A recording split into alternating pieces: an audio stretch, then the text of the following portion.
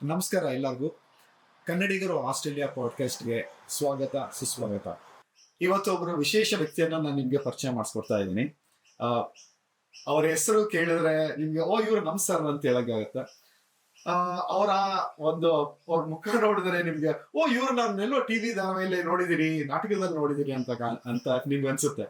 ಆ ಒಂದು ಧೀಮಂತ ವ್ಯಕ್ತಿಯನ್ನ, ಒಂದು ನಾಟಕದ ಒಂದು ಹಿನ್ನೆಲೆಯನ್ನ ಹೊಂದಿರುವ ವ್ಯಕ್ತಿಯನ್ನ ನಾನು ನಿಮ್ಗೆ ಇವತ್ತು ಪರಿಚಯ ಮಾಡಿಸ್ಕೊಡ್ತಾ ಇದ್ದೀನಿ. ನಮಸ್ಕಾರ ಸರ್, ನಿಮ್ಮ ಪರಿಚಯ ನಮಗೆ ನೀವೇ ಹೇಳ್ಬೇಕು ಅಂತ ನಾನು ಕೇಳ್ತಿದ್ವಿ. ನಿಮ್ಮ ಪರಿಚಯನ. ಸಂತೋಷ. ನಾನು ಪ್ರಥಮವಾಗಿ ನಾಟಕದಲ್ಲಿ ಆಸಕ್ತಿ ಬೆಳೆಸ್ಕೊಂಡಿದ್ದನ್ನ ಹೇಳ್ತಾ ಹೋದ್ ಪ್ರಾಯಶಃ ನಿಮ್ಗೆ ಇಷ್ಟ ಆಗ್ಬೋದು. ನಾನು ಒಂದು ಗ್ರಾಮದಲ್ಲಿ ಹುಟ್ಟಿದ್ದು, ಮೂಗೂರು, ಈ ನರಸೀಪುರ ತಾಲೂಕು ಅಂದ್ರೆ ತಿರುಮಕೂರು ನರಸೀಪುರ ತಾಲೂಕು ಮೂಗೂರು ಅನ್ನೋ ಜಾಗದಲ್ಲಿ ಹುಟ್ಟಿದೆ. ಅಲ್ಲಿಂದ ಟಿ ನರಸೀಪುರದಲ್ಲಿ ನಾನು ನನ್ನ ಎಜುಕೇಶನ್ ಮುಗಿಸ್ದೆ, ಹೈಸ್ಕೂಲ್ ಲೆವೆಲ್. ಇನ್ನು ಮುಂದೆ ನಾನು ಓದಕ್ಕೆ ಆಗೋದಿಲ್ಲ ಅನ್ನೋ ಭಯದಲ್ಲಿದ್ದೆ. ಆದರೆ ಅದು ಏನಾಯ್ತು ಏನೋ, ನನ್ನನ್ನು ಡೈರೆಕ್ಟ್ ಆಗಿ Bengaluru national college, Basavanagudi national college ಸೇರಿಸಿದ್ರು. ನನಗೆ ಆಗ ಕನ್ನಡ ಮೀಡಿಯಂನಿಂದ ಓದಿದಂಥ ಒಬ್ಬ ವಿದ್ಯಾರ್ಥಿ. ನ್ಯಾಷನಲ್ ಕಾಲೇಜಿಗೆ ಬಂದಾಗ ಅಲ್ಲಿ ಎಲ್ಲರೂ ಇಂಗ್ಲೀಷ್ನಲ್ಲಿ ಮಾತಾಡ್ಕೊಂಡಿದ್ದವರು, ಇನ್ಕ್ಲೂಡಿಂಗ್ ನಮ್ಮ ಪ್ರಿನ್ಸಿಪಾಲ್ ಇಂಗ್ಲೀಷ್ನಲ್ಲಿ ಮಾತಾಡ್ತಾ ಇದ್ರು. ಅವ್ರ ಜೊತೆಲೆಲ್ಲ ನಾನು ಹೇಗೆ ಮಾತಾಡಬೇಕು ಅಂತ ಏನೂ ಗೊತ್ತಿರಲಿಲ್ಲ, ಸುಮ್ಮನೆ ಮೌನವಾಗಿದ್ದೆ. ಬಟ್ ಹೀಗೆ ಕಂಟಿನ್ಯೂ ಆಯಿತು. ಯಾವತ್ತೋ ಮಕ್ಕಳು ಬೆಳಿಬೇಕಾಗಿದ್ರೆ ಅವಕಾಶ ಸಿಕ್ಕುತ್ತೆ ಅನ್ನೋದೊಂದು ನಂಬಿಕೆ ನನಗಿತ್ತು. ಸರಿ, ನಮ್ಮ ಕಾಲೇಜಿನಲ್ಲಿ ನಾಟಕಕ್ಕೆ ಪ್ರಾಮುಖ್ಯತೆ ತುಂಬ ಇತ್ತು. ಮುಖ್ಯವಾಗಿ ಡಾಕ್ಟರ್ ನರಸಿಂಹಯ್ಯನವರು ಅದಕ್ಕೆ ಕಾರಣಕರ್ತರು.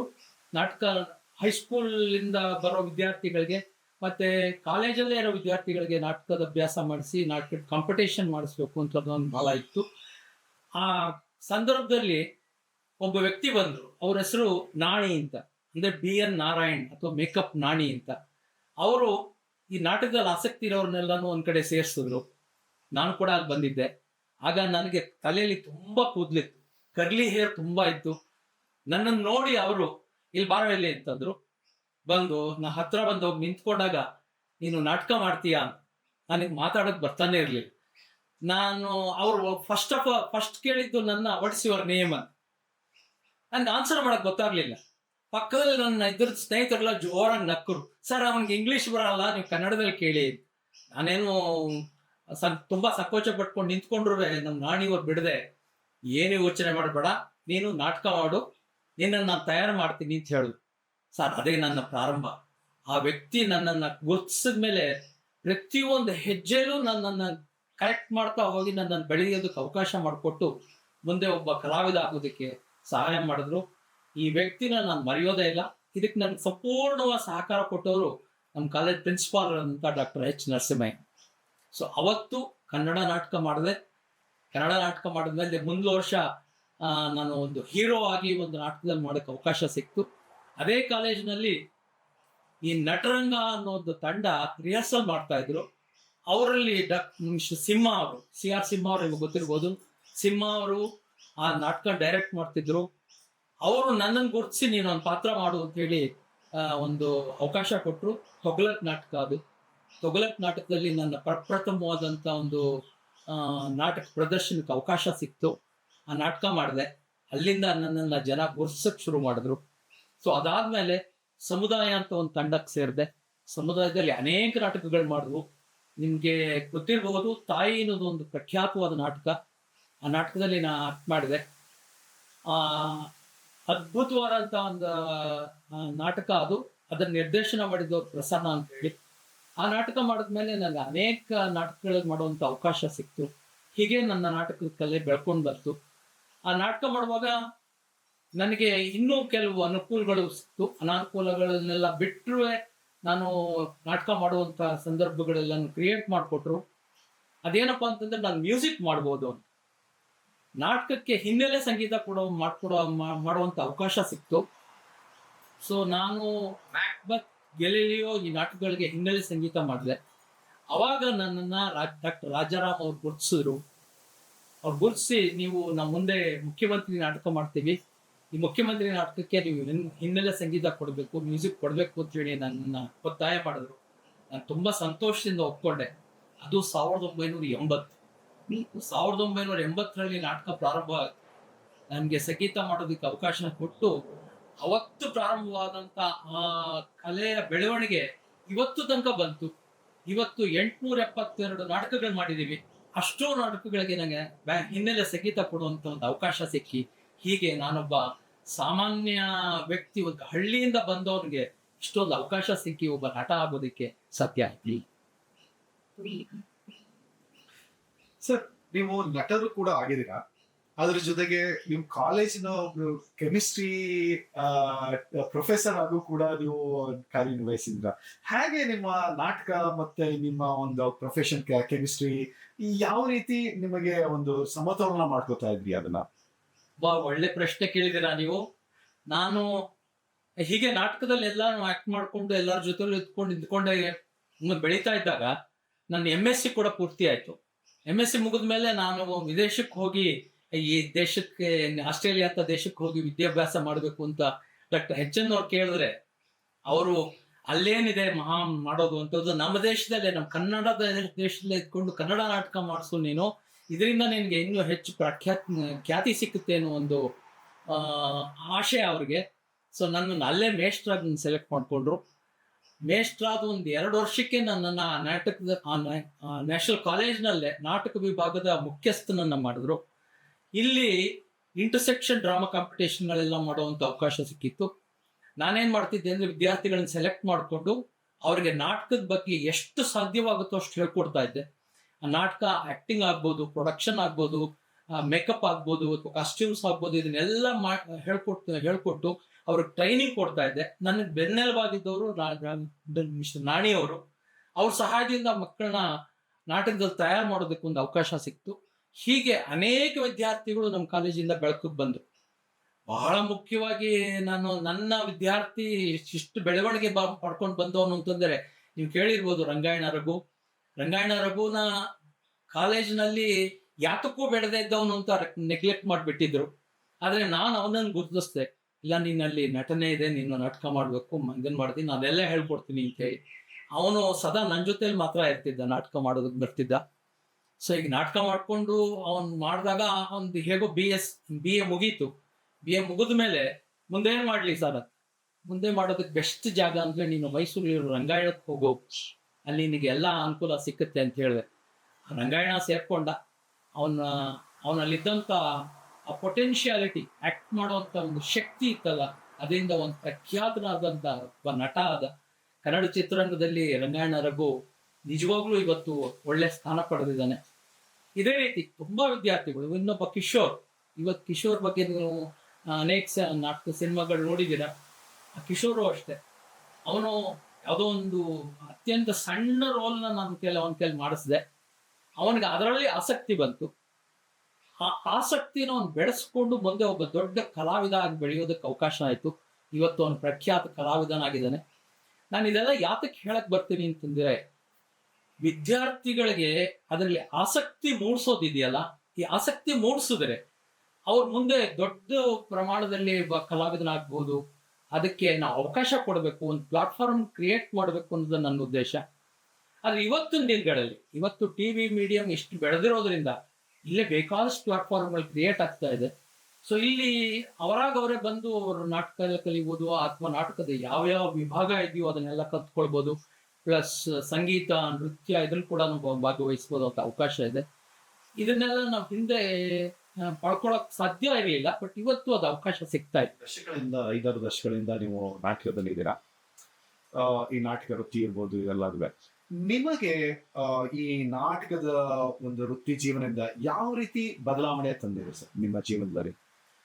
ವೃತ್ತಿ ಜೀವನ ಅಂದ್ರೆ ನೀವು ಹೇಳ್ಕೊಳ್ಳೋದು, ನನ್ನ ನಾಟಕದಲ್ಲಿ ನಿಮ್ಮ ವೃತ್ತಿ ಜೀವನ ಮತ್ತೆ ನಿಮ್ಮ ಒಂದು ಪರ್ಸನಲ್ ಜೀವನ ಯಾವ ರೀತಿ ಬದಲಾವಣೆ ತಂತು? ಈ ಪ್ರಶ್ನೆ ತುಂಬಾ ಸ್ವಾರಸ್ಯಕರವಾದದ್ದು. ನಾನು ಹೇಳಿದ್ದು ಅಲ್ಲೋ ಗೊತ್ತಿಲ್ಲ, ನಾನು ಬಸವಗುಡಿ ನ್ಯಾಷನಲ್ ಕಾಲೇಜಲ್ಲಿ ಕೆಮಿಸ್ಟ್ರಿ ಪ್ರೊಫೆಸರ್ ಆಗಿ ಕೆಮಿಸ್ಟ್ರಿ ಪಾಠ ಮಾಡ್ಕೊಂಡಿದ್ದೆ.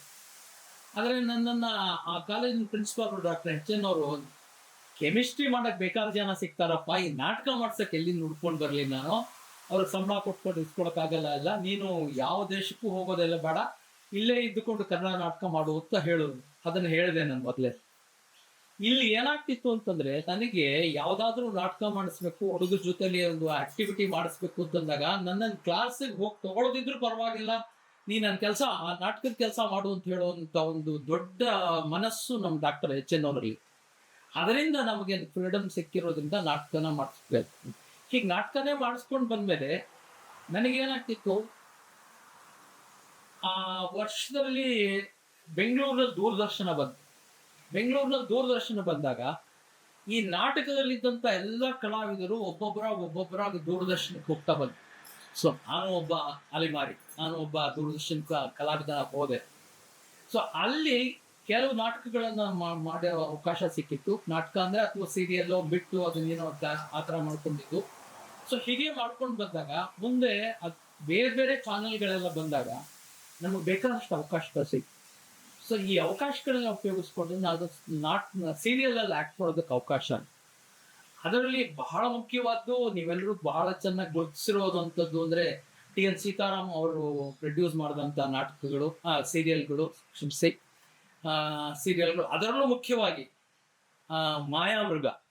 ಈ ಮಾಯಾಮೃಗ ಅನ್ನೋದು, ಮಾಯಾಮೃಗ ಅನ್ನೋ ಒಂದು ಹೆಸರು ಮತ್ತು ಆ ಮಾಯಾಮೃಗ ಅನ್ನೋ ಒಂದು ಟೈಟಲ್ ಮೇಲೆ ರನ್ ಆಗ್ತಿದ್ದಂಥ ಆ ಸಾಂಗು ಇಡೀ ಕರ್ನಾಟಕನ ಅಥವಾ ಕನ್ನಡ ಬಲ್ಲವರು ಎಲ್ಲರನ್ನೂ ಹಿಡಿದಿಟ್ಕೊಂಡ್ರು. ನಾವು ಮೊದಲು ಅದನ್ನು ದೂರದರ್ಶನದಲ್ಲಿ ಪ್ರದರ್ಶನ ಮಾಡ್ತಾ ಇದ್ವು, ಬೆಳಗ್ಗೆ ಅಥವಾ ಮಧ್ಯಾಹ್ನ 3:30 ಇರ್ಬೋದು. ಆಗ ಈ ರಸ್ತೆಯಲ್ಲಿ ಜನನೇ ಇರ್ತಿರ್ಲಿಲ್ಲ, ಎಲ್ಲರೂ ಮಾಯಾಮೃಗ ನೋಡಬೇಕು ಅನ್ನೋ ಒಂದು ಹುಮ್ಮಸ್ಸಲ್ಲಿ ಇರ್ತಿದ್ರು. ಸೊ ನಾವು ಸೀರಿಯಲ್ ಮಾಡ್ತಾ ಮಾಡ್ತಾ ಮಾಡ್ತಾ ನಮ್ಮ ಹುಮ್ಮಸ್ ಕೂಡ ಜಾಸ್ತಿ ಆಯಿತು. ಎಲ್ರಿಗೂ ಬೇಕಾದಷ್ಟು ಅವಕಾಶಗಳು ಸಿಕ್ತು. ಒಳ್ಳೊಳ್ಳೆ ಕಲಾವಿದರುಗಳೆಲ್ಲ ಬಂದರು. ಈ ಥಿಯೇಟ್ರಿಂದ ಬಂದಂಥ ಎಲ್ಲ ಕಲಾವಿದರು ಮುಂದೆ ಟಿ ವಿ ಕಲಾವಿದರಾಗೋದಕ್ಕೊಂದು ಅವಕಾಶ ಸಿಕ್ತು. ಸೊ ಆ ಸೀರಿಯಲ್ ತುಂಬ ಫೇಮಸ್ ಆಯಿತು. ಅದಾದಮೇಲೆ ಸೀತಾರಾಮ್ ಅವರು ಮುಕ್ತ ಮಾಡಿದ್ರು. ಮತ್ತು ಕತೆಗಾರ ಅಂತ ಒಂದು ದೊಡ್ಡದು ಕಲೆಕ್ಷನ್ ಆಫ್ ಸ್ಟೋರೀಸ್ನ ಒಂದು ಸೀರಿಯಲ್ ಆಗಿ ಮಾಡಿದ್ರು. ನನ್ನ ಪುಣ್ಯ ಏನಪ್ಪ ಅಂತಂದರೆ ಇದರಲ್ಲಿ ಎಲ್ಲದರಲ್ಲೂ ಮಾಡುವಂಥ ಒಂದು ಅವಕಾಶ ಸಿಕ್ತು. ಕತೆಗಾರದಲ್ಲಿ ನನ್ನ ಮೇಲೆ ತುಂಬ ಒಳ್ಳೊಳ್ಳೆ ಸೀರಿಯಲ್ಗಳು ಬಂದಿದೆ, ಎಪಿಸೋಡ್ಗಳು ಬಂದಿದೆ. ಅದನ್ನು ನಿಜವಾಗೂ ನಾನು ಮೆಚ್ಚಿದ್ದೀನಿ, ಜನನೂ ಮೆಚ್ಚಿದ್ದಾರೆ, ಅಷ್ಟು ಚೆನ್ನಾಗಿತ್ತು. ಆಮೇಲೆ ಸೀತಾರಾಮ್ ಅವರು ನನಗೆ ಅವಕಾಶ ಕೊಟ್ಟಿದ್ದರಿಂದ ಮುಕ್ತ ಮತ್ತು ಇನ್ನೂ ಒಂದು 2-3 ಸೀರಿಯಲ್ ಮಾಡಿದ್ರು. ಅದರಲ್ಲಿ ಎಲ್ಲದರಲ್ಲೂ ಅವಕಾಶ ಸಿಕ್ಕಿದ್ರಿಂದ ನಾವೊಬ್ಬ ಕಲಾವಿದನಾಗಿ ಬೆಳೆಯೋದಕ್ಕೆ ಅವಕಾಶ ಆಯಿತು. ಹೀಗೆ ಬೆಳ್ಕೊಂಡು ಬಂದಾಗ ಉದಯ ಚಾನಲ್ ಪ್ರಾರಂಭ ಆಗಿತ್ತು. ಉದಯ ಚಾನಲ್ನಲ್ಲಿ ನೀತಿ ಚಕ್ರ ಅಂತ ಒಂದು ಸೀರಿಯಲ್ ಬರ್ತಾ ಇತ್ತು. ಅದನ್ನು ನಮ್ಮ ಸ್ನೇಹಿತರೊಬ್ಬರು ಡೈರೆಕ್ಟ್ ಮಾಡ್ತಿದ್ರು, ಅವರೇ ಕ್ಯಾಮ್ರಾಮನ್ ಕೂಡ ಆಗಿದ್ದರು. ಅದೇನೋ ಇದು ನನ್ನ ಪುಣ್ಯ, ಅವ್ರು ನನಗೆ ಒಳ್ಳೆ ಅವಕಾಶ ಮಾಡಿಕೊಟ್ಟು ನನ್ನ ಕಮಿಷನರ್ ಪೊಲೀಸ್ ಆ ರೋಲ್ ಕೊಟ್ಟರು. ಅದೇನಾಗ್ತಿತ್ತು ಅಂದರೆ ಯಾವ ಆರ್ಟಿಸ್ಟ್ ಎಲ್ಲಿ ಸಿಗೋದಿಲ್ವೋ ಯಾವತ್ತೂ ಒಂದು ದಿವಸ ಶೂಟಿಂಗಿಗೆ, ಅವತ್ತು M&M ಸರ್ ಒಂದು 2 hours ಬಂದ್ಬಿಡಿ ಅಂತ ಹೇಳೋದು. ನನಗೆ ಕಾಲೇಜಿನ ಕೆಲಸ ಮುಗಿಸ್ಕೊಂಡು ಇಲ್ಲಿಗೆ ಬಂದಾಗ ಅದ್ರಲ್ಲಿ ಆ್ಯಕ್ಟ್ ಮಾಡೋವಂಥ ಅವಕಾಶ ಸಿಗ್ತಿತ್ತು. ಹೀಗಾಗಿ ಆ ಸೀರಿಯಲಲ್ಲಿ ಹೆಚ್ಚು ಕಡಿಮೆ ದಿನಾನ ಕಾಣಿಸ್ಕೊತಾ ಇತ್ತು. ಬಟ್ ನಂದು ಅದು ಜನ ಹೇಳಿದ ಪ್ರಕಾರ ಅದು ತುಂಬ ಸೋಬರ್ ಆ್ಯಕ್ಟಿಂಗ್. ಅದರಲ್ಲಿ ಪೊಲೀಸ್ನವ್ರು ಒಂದು ಕಿರ್ಚಾಡೋದು, ಹೊಡೆದಾಡೋದು ಅಥವಾ ಭಾಳ ಕೋಪ ಮಾಡ್ಕೊಳ್ಳೋದು ಆ ಥರ ಇಲ್ಲ. ಅದನ್ನು ಬಿಟ್ಟು ನಾನು ಇನ್ನೊಂದು ರೀತಿ ಆ್ಯಕ್ಟ್ ಮಾಡಿ ಈ ಸೌಮ್ಯವಾಗಿದ್ದರೂ ಕೂಡ ಪೊಲೀಸ್ ಕಮಿಷನರು ತನ್ನ ಕೆಲಸ ಮಾಡಬಹುದು ಅನ್ನೋದನ್ನು ತೋರಿಸ್ಕೊಟ್ಟಿದ್ದೆ. ಅದರಿಂದ ನನಗೊಬ್ಬ ನಿಜವಾದ ಪೊಲೀಸ್ ಕಮಿಷನರೇ ಅವ್ರ ಆಫೀಸಿಗೆ ಕರೆದು ಎಷ್ಟು ಚೆನ್ನಾಗಿ ಆ್ಯಕ್ಟ್ ಮಾಡಿದ್ರೆ ಪೊಲೀಸ್ ಕಮಿಷನರ್ ಅಂದರೆ ಹೀಗೂ ಬದುಕಬಹುದು ಅನ್ನೋ ಒಂದು ಇದನ್ನು ಹೇಳಿ ನನಗೆ ಕಾಫಿ ಕೊಟ್ಟು ಕಳಿಸಿ ಎಲ್ಲ ಮಾಡಿದ್ದು ನನಗೆ ನಿಜವಾಗೂ ಭಾಳ ಸಂತೋಷ ಆಯಿತು. ಆಮೇಲೆ ಸೀತಾರಾಮ್ ಅವರು ನೀನು ಪೊಲೀಸ್ ಕಮಿಷನರ್ ಆಗಿ ಮಾಡಬೇಕು ಅಂತ ಹೇಳಿದ್ರು. ನೀವು ನೋಡಿರ್ಬೋದು ಅದನ್ನು, ಪೊಲೀಸ್ ಕಮಿಷನರ್ ಆಗಿ ಒಂದು ಮಾಡಿದೆ. ಆ ಎಪಿಸೋಡ್ ತುಂಬಾನೇ ಚೆನ್ನಾಗಾಗಿದೆ. ಈ ರೀತಿ ಅವಕಾಶಗಳು ಸಿಗ್ತಾ ಬಂತು. ಆದರೆ ಒಂದೇ ಒಂದು ನೀವು ಕೇಳಿದ ಪ್ರಶ್ನೆಗೆ ಉತ್ತರ ಈಗ ನಾನು ಕೊಡಬೇಕಾಗುತ್ತೆ ಅಂದ್ರೆ, ನಿನ್ನ ಜೀವನದಲ್ಲಿ ಹೇಗೆ ಮಾಡ್ಕೊಂಡ್ರಿ ನೋಡಿ. ನಾನು ಒಬ್ಬ ಕಲಾವಿದ ಒಂದು ಭಾಗ, ಒಬ್ಬ ಮೇಷ್ಟ್ರು ಇನ್ನೊಂದು ಭಾಗ, ಮತ್ತು ಒಬ್ಬ ಪತಿ, ಒಬ್ಬ ಪೇರೆಂಟ್ ಅಟ್ ಹೋಮ್. ಇದು ಎಲ್ಲಕ್ಕೂ ಬಹಳ ಹೇಳಬೇಕಾದ ವಿಷಯ ಅಂದರೆ ನನ್ನ ಪತ್ನಿ, ಅವಳಲ್ಲಿದ್ದಂಥ ತಾಳ್ಮೆ ನಾನು ಇಷ್ಟು ಬೆಳೆಯೋದಕ್ಕೆ ಸಾಧ್ಯವಾಯಿತು. ನಾನು ಪ್ರಾಯಶಃ ಮಲಕ್ಕೊಳಕ್ಕೆ ಮಾತ್ರ ಮನೆಗೆ ಬರ್ತಿದ್ನೋ ಏನು, ಊಟ ಎಲ್ಲೋ ಮಾಡ್ಕೊಂಡು ಬರ್ತಿದ್ದೆ, ಎಷ್ಟೊತ್ತಿಗೋ ಹೋಗಿ ಬರ್ತಿದ್ದೆ, ಅಥವಾ ಮನೆಯದು ಇನ್ನೇನು ಕೆಲಸ ಇತ್ತು ಅದು ಒಂದೂ ಗಮನ ಇಟ್ಕೊಡದೆ.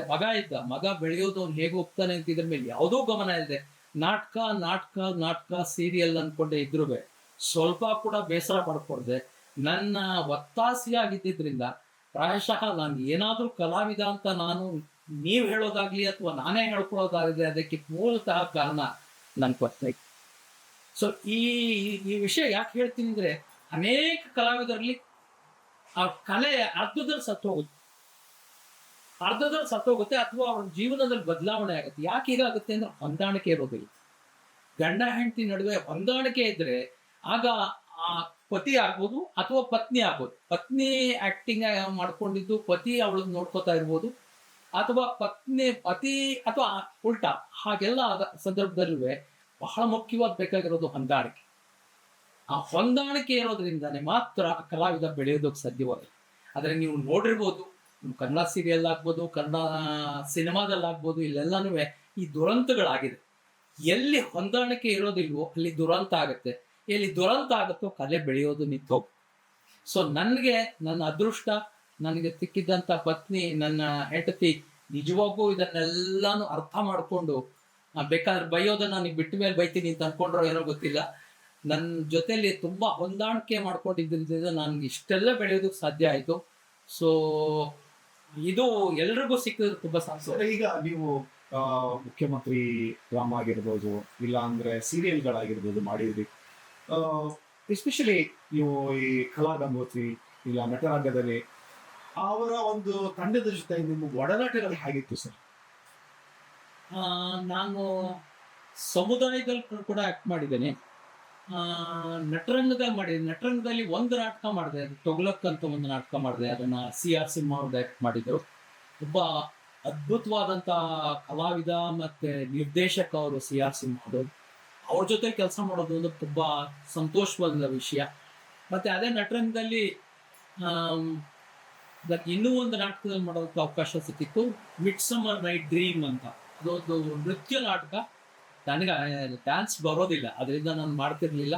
ನಾನೊಬ್ಬ ಸುಮ್ಮನೆ ಒಬ್ಬ ಕಲಾವಿದನ ಮೂಲೆಯಲ್ಲಿ ನಿಂತ್ಕೊಂಡಿರ್ತಿದ್ದ ಅಂತ ಒಬ್ಬ ಥರ. ಅದು ನನಗೆ ಅಷ್ಟೊಂದೇನು ಅವಕಾಶ ಸಿಕ್ಕಿರಲಿಲ್ಲ. ಮುಂದೆ ನಾನು ಸಮುದಾಯದಲ್ಲಿ ಗೆಲಿಲಿಯೋ ಮತ್ತು ಇನ್ನೊಂದು ನಾಟಕದಲ್ಲಿ ಪಾತ್ರ ವಹಿಸೋಕ್ಕೂ ಅವಕಾಶ ಸಿಕ್ಕಿತ್ತು. ಮತ್ತೆ ಹಿನ್ನೆಲೆ ಸಂಗೀತ ಕೊಡೋದಕ್ಕೆ ಅವಕಾಶ ಸಿಕ್ಕಿತ್ತು. ಬ್ಯಾಕ್ಗ್ರೌಂಡ್ ಮ್ಯೂಸಿಕ್ ಅಂತ ಹೇಳ್ತೀವಿ. ಇದರಲ್ಲಿ ಎಫೆಕ್ಟ್ ಕೊಡ್ಬೇಕಾಗತ್ತೆ, ಆಯಾ ಬ್ರಿಡ್ಜ್ ಮಾಡಬೇಕಾಗತ್ತೆ, ಮ್ಯೂಸಿಕ್ ಅನ್ನ ಒಂದು ಸೀನ್ಗಳನ್ನ ಬ್ರಿಡ್ಜ್ ಮಾಡಬೇಕಾಗುತ್ತೆ, ಅಲ್ಲಿ ಮ್ಯೂಸಿಕ್ ಹಾಕ್ಕೋತೀವಿ. ಇಂಥ ಅವಕಾಶ ಸಿಕ್ಕಿತ್ತು. ಸೊ ಇದನ್ನ ನೋಡಿದಾಗ ಡಾಕ್ಟರ್ ರಾಜಾರಾಮ್ ಅವರು, ಕಲಾಗಂಗೋತ್ರಿ ಸ್ಥಾಪಕರು ಮತ್ತೆ ಮುಖ್ಯಮಂತ್ರಿ ಚಂದ್ರು ಅವರಿಬ್ಬರು ಇದನ್ನು ಗಮನಿಸಿದಾಗ ನನ್ನನ್ನ ಈ ಮುಖ್ಯಮಂತ್ರಿ ನಾಟಕಕ್ಕೆ ಹಿನ್ನೆಲೆ ಸಂಗೀತ ಕೊಡಬೇಕು ಅಂತ ಕರೆದ್ರು. ನೋಡಿ, ಇದೊಂದು ಬಹಳ ಇಂಟ್ರೆಸ್ಟಿಂಗ್ ಆದ ವಿಷಯ. ನಮ್ಮ ಬಗ್ಗೆ ಎಷ್ಟು ಗೌರವ ಇದೆ ಅನ್ನೋದನ್ನ ತಿಳ್ಕೊಳ್ಬೋದು. ಅವ್ರು ನನ್ನನ್ನು ಕರೆದ್ಬಿಟ್ಟು ಇದಕ್ಕೆ ನೀನು ಬ್ರಿಡ್ಜ್ ಮ್ಯೂಸಿಕ್ ರೆಡಿ ಮಾಡ್ಕೊಂಡು ಬಾ, ನಾವು ಮಾಡ್ಕೊಳ್ಳೋಣ ಅಂತ ಹೇಳಿದ್ರು ರಾಜಾರಾಮ್ ಅವರು. ಸರಿ, ನಾನು ಎಲ್ಲೆಲ್ಲಿಂದನೋ ಒಂದು 15-20 ಡಿಸ್ಕ್ಗಳನ್ನ, ಆಗದ ಕಾಲದಲ್ಲಿ ದೊಡ್ಡ LPಗಳಿರ್ತಿತ್ತು, ಅದನ್ನು ಕಲೆಕ್ಟ್ ಮಾಡಿಕೊಂಡು ವೆಸ್ಟರ್ನ್ ಮ್ಯೂಸಿಕ್ ಎಲ್ಲಾನು ಅದನ್ನು ಲೋಡ್ ಮಾಡ್ಕೊಂಡು ಹೋದೆ, ತಗೊಂಡೋಗಿ ಪ್ಲೇ ಮಾಡಿದೆ ಅವ್ರಿಗೆ. ರಾಜಾರಾಮ್ ಅವ್ರದ್ದೆಲ್ಲ ನೋಡ್ಬಿಟ್ಟು, ನೀನು ಕ್ಯಾಸೆಟ್ ಬಿಸಾಡು, ಇದು ಯಾವುದೇ ಮ್ಯೂಸಿಕ್ಕು ನನ್ನ ನಾಟಕಕ್ಕೆ ಸೂಟ್ ಆಗೋದಿಲ್ಲ, ನನಗೆ ಸಂಪೂರ್ಣವಾಗಿ ಭಾರತೀಯ ಸಂಗೀತ, ಅದು ಭಾರತೀಯ ಇನ್ಸ್ಟ್ರೂಮೆಂಟ್ ಪ್ಲೇ ಮಾಡಿರುವಂಥ ಮ್ಯೂಸಿಕ್ ಮಾತ್ರ ಬೇಕು ಅಂತ ಹೇಳಿದೆ. ಸರಿ, ಏನು ಆಯ್ತು ಮಾಡೋಣ ಅಂತ. ಆಮೇಲೆ ಇನ್ನೊಂದು ಮಾಡಬೇಕು ಅಂತ ನಾಟಕ, ಅದು ತುಂಬ ಚೆನ್ನಾಗಿದೆ. ಅದು ಮುಖ್ಯಮಂತ್ರಿ ನಾಟಕ ತಾವು ನೋಡಿರ್ಬೋದು, ಅಥವಾ ಇನ್ನೂ ನಡೀತಾ ಇದೆ, 872ನೇ ಶೋ ನಡೀತಾ ಇದೆ. ಅದರಲ್ಲಿ ಶುರು ಆಗೋದು ಒಂದು ಸಮಯ ತೋರಿಸ್ಬೇಕು. ಆ ಸಮಯದಿಂದ 18 ಗಂಟೆನಲ್ಲಿ ಅವ್ನು ಹೇಗೆ ಮತ್ತೆ ಮುಖ್ಯಮಂತ್ರಿ ಆಗ್ತಾನೆ ಅನ್ನೋದೊಂದು ಸಿಚುಯೇಷನ್ ಬರುತ್ತೆ. ಅದಕ್ಕೋಸ್ಕರ ಒಂದು ಸಿಗ್ನೇಚರ್ ಟ್ಯೂನ್ ಬೇಕು ಅಂತ ಹೇಳೋದು. ಈ ಸಿಗ್ನೇಚರ್ ಟ್ಯೂನ್ ಬಗ್ಗೆ ಬಹಳ ಹುಡುಕೋದು, ಏನು ಮಾಡೋದು ಅಂತ. ನಮಗೆ ಸಿಗ್ನೇಚರ್ ಟ್ಯೂನ್ ಸಿಕ್ಕಿದ್ದು ಅವತ್ತು ರಾಜಾರಾಮ್ ಮನ್ಸಲ್ಲಿ ಬಂದಿದ್ದು, ಆಕಾಶವಾಣಿ ಶುರು ಆಗ್ತಾ ಇತ್ತು. ನಿಮಗೆ ಜ್ಞಾಪಕ ಇರ್ಬೋದು, ಆಕಾಶವಾಣಿ ಶುರು ಆಗುವಾಗ ಒಂದು ಸಿಗ್ನೇಚರ್ ಟ್ಯೂನ್ ಆಗ್ತಾರೆ, ಅದರಿಂದ ಪ್ರಾರಂಭ ಆಗುತ್ತೆ. ಆ ಸಿಗ್ನೇಚರ್ ಟ್ಯೂನ್ ಆಗುತ್ತೆ, ಮತ್ತೆ ಅದು ಮುಗಿಯುವಾಗ ಮತ್ತೆ ಅದೇ ಸಿಗ್ನೇಚರ್ ಟ್ಯೂನ್ ಹಾಕಿ ಎಂಡ್ ಮಾಡ್ತಾರೆ. ಸೊ ಈ ಮ್ಯೂಸಿಕ್ ಇತ್ತು. ರಾಜಾರಾಮ್ ಅವರು ಹೇಳಿದ್ರು, ಇದನ್ನ ನಾವು ನಮ್ಮ ಸಿಗ್ನೇಚರ್ ಟ್ಯೂನ್ ಆಗಿ ಯೂಸ್ ಮಾಡೋಣ ಅಂತ. ನಾವು ಇವತ್ತಿಗೂ ಆ ಟ್ಯೂನ್ ಇದೆ, ಅದನ್ನು ಬಳಸ್ಕೊತಿದ್ವಿ. ಮತ್ತೆ ಸಂಗೀತ, ಆ ಫ್ರಿಡ್ಜ್ ಮ್ಯೂಸಿಕ್ಕು ಬಹಳ ಮುಖ್ಯವಾಗಿ ನಮ್ಮ ಕರ್ನಾಟಕದಲ್ಲಿ ಕನ್ನಡದಲ್ಲಿ ಬೆಳ್ಕೊಂಡು ಬಂದಂಥ ಕಲಾವಿದರು, ಬೋಟ್ಕಂಡಿ ಇರ್ಬೋದು, ಕದ್ರಿ ಗೋಪಾಲನಾಥ್ ಇರ್ಬೋದು, ಮತ್ತು ಇನ್ನು ಕೆಲವು ವೈಲಿನ್ ನುಡಿಸಿದಂಥ ಕೆಲವು ಕಲಾವಿದರು ಇವ್ರದ್ದೆಲ್ಲರೂ ಕಲೆಕ್ಷನ್ಗಳಿತ್ತು. ವಿತ್ ದರ್ ಪರ್ಮಿಷನ್ ನಾವು ಒಂದು ಸಣ್ಣ ಸಣ್ಣ ಬಿಟ್ಗಳು ತಗೊಂಡು ನಾವು ಅದನ್ನ ಬೆಳೆಸ್ಕೊಂಡು ಬಂದಿದ್ವಿ. ಅದಕ್ಕೆ ನನಗೆ ಎಷ್ಟು ಸಂತೋಷ ಅಂತ ಹೇಳಿದ್ರೆ, ನಮ್ಮ ಕರ್ನಾಟಕದಲ್ಲಿ ನಮ್ಮ ಸಂಗೀತನೇ ಬಳಸ್ಕೊಂಡು ಅದನ್ನ ಈ ನಾಟಕದಲ್ಲಿ ಸೇರಿಸಿದ್ರೆ ಅಷ್ಟು ಚೆನ್ನಾಗಿ ಬರುತ್ತೆ, ಅದರ ಮಟ್ಟ ಅಷ್ಟು ಉತ್ತಮವಾಗಿದೆ ಅನ್ನೋದೊಂದು ನನ್ನ ಮನಸ್ಸಿಗೆ ಬಂದಿತ್ತು. ಇವತ್ತು ಕೂಡ ಅದನ್ನು ಬಳಸ್ತಾ ಇದ್ದೀವಿ. ಆಮೇಲೆ ನಾನು ಮುಖ್ಯಮಂತ್ರಿನಲ್ಲಿ ಒಂದು ಪಾತ್ರ ಕೂಡ ಮಾಡ್ತೀನಿ. ಅದಲ್ಲದೆ ಕಲಾಗಂಗೋತ್ರಿಯಲ್ಲಿ ಸಾಕಷ್ಟು ನಾಟಕಗಳಲ್ಲಿ ಪಾತ್ರ ವಹಿಸುವಂಥ ಅವಕಾಶ ಡಾಕ್ಟರ್ ರಾಜಾರಾಮ್ ಅವ್ರು ಮಾಡಿಕೊಟ್ರು. ಇವತ್ತು ಕೂಡ ಕಲಾಗಂಗೋತ್ರಿ 1980ರಿಂದ ಹಿಡಿದು ಇಲ್ಲಿ ತನಕ ಮುಖ್ಯಮಂತ್ರಿ ನಾಟಕನ ಮಾಡ್ಕೊಂಡ್ಬಂದಿದ್ದೀವಿ. 872 ಶೋ ಮಾಡಿದೆ. ಅದಷ್ಟು ಶೋಗಳಿಗೆ ನನ್ನಲ್ಲಿ ಆ್ಯಕ್ಟ್ ಮಾಡೋದಕ್ಕೆ ಮತ್ತು ಮ್ಯೂಸಿಕ್ ಕೊಡೋದಕ್ಕೆ ಅವಕಾಶ ಮಾಡಿಕೊಟ್ರು ರಾಜಾರಾಮ್ ಅವರು. ಅದು ನಾನು ನಿಜವಾಗೂ ನೆನೆಸ್ಕೊಬೇಕು. ಒಬ್ಬ ಕಲಾವಿದನಿಗೆ ಇಂಥ ಅವಕಾಶ ಸಿಕ್ಕೋದು ಬಹಳ ಅಪರೂಪ. ಸಿಕ್ಕರೆ ಅದನ್ನು ಉಪಯೋಗಿಸ್ಕೊಳ್ಳೋದು ಖಂಡಿತ ಒಳ್ಳೆಯದು.